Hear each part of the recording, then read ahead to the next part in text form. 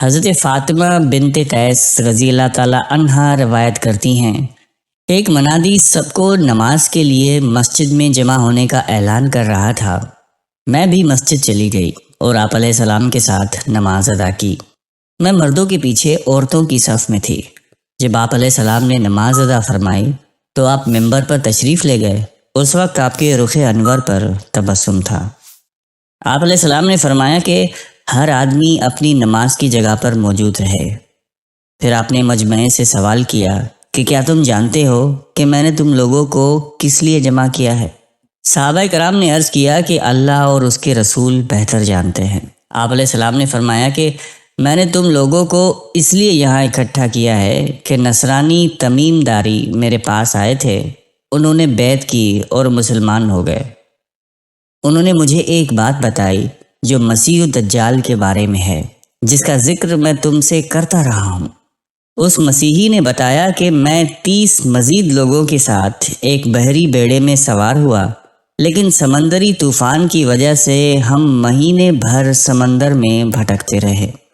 پھر ایک دن ہمارا بیڑا غروب آفتاب کے وقت سمندر میں ایک جزیرے کے کنارے جا لگا۔ ہم بیڑے کی چھوٹی کشتیوں میں بیٹھ کر جزیرے میں داخل ہو گئے، جہاں ہمیں موٹے اور گھنے بالوں کے اندر چھپا ہوا ایک جاندار ملا۔ ہم نے اس سے کہا کہ تو کون ہے اور کیا چیز ہے؟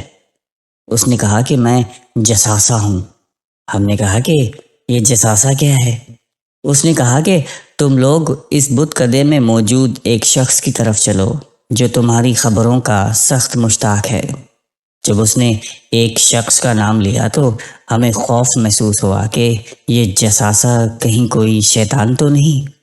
ہم تیزی سے چلتے ہوئے اس بت کدے میں داخل ہوئے تو وہاں ہم نے بہت زیادہ عجیب و خلقت انسان دیکھا۔ اس کے دونوں ہاتھ گردن کے ساتھ بندھے ہوئے تھے اور گھٹنوں سے لے کر ٹخنوں تک کا حصہ لوہے کی زنجیروں کے ساتھ جکڑا ہوا تھا۔ ہم نے کہا تیرا برا ہو، تو کون ہے؟ اس نے کہا کہ پہلے تم بتاؤ کہ تم لوگ کون ہو اور یہاں کیسے آئے؟ جواب دیا کہ ہم عرب لوگ ہیں، ہمارا بحری بیڑا سمندری طوفان کی زد میں آ گیا، ہم ایک مہینے تک بھٹکتے رہے، پھر ہم تمہارے جزیرے کے کنارے سے جا لگے۔ جزیرے کے اندر ہمیں موٹے اور گھنے بے تحاشا بالوں والا جاندار جساسہ ملا اور وہ ہمیں تمہارے پاس لے آیا۔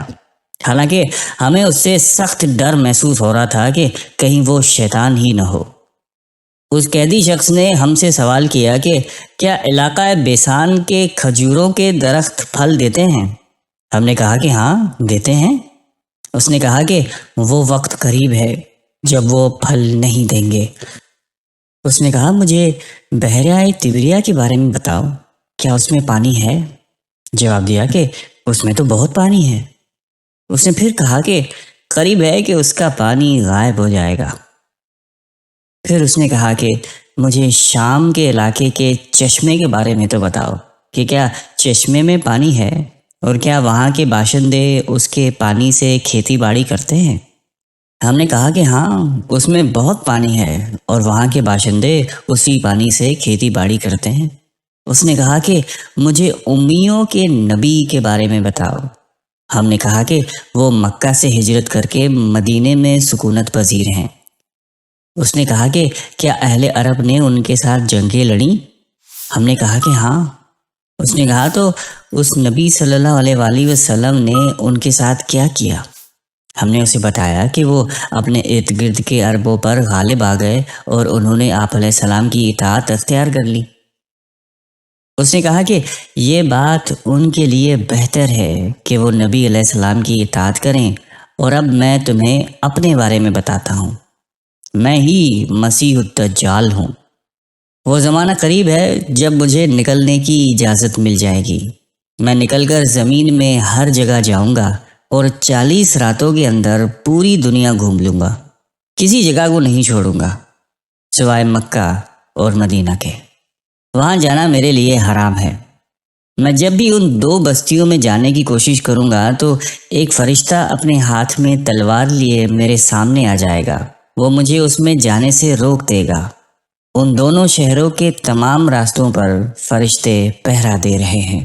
فاطمہ بنت قیس رضی اللہ تعالیٰ عنہا کہتی ہیں کہ پھر آپ علیہ السلام نے اپنے عصا مبارک کو ممبر پہ مارا اور 3 دفعہ فرمایا کہ یہ طیبہ ہے، آپ کی مراد مدینہ منورہ سے تھی۔ پھر فرمایا کہ خبردار رہو، اس کی خبر پہلے نہیں دے چکا؟ لوگوں نے کہا کہ جی ہاں۔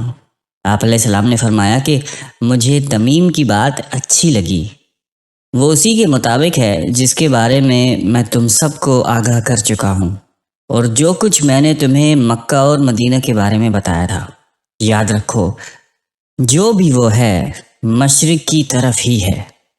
پھر آپ علیہ السلام نے مشرق کی طرف اشارہ فرمایا۔ سیدہ فاطمہ بنت قیس رضی اللہ تعالیٰ عنہ فرماتی ہیں کہ میں نے یہ حدیث آپ علیہ السلام سے سن کر حفظ کر لی تھی۔ آپ علیہ السلام نے فرمایا کہ جس مسلمان نے سورہ کہف کی پہلی 10 آیات حفظ کر لیں وہ دجال کے فتنے سے محفوظ کر لیا گیا۔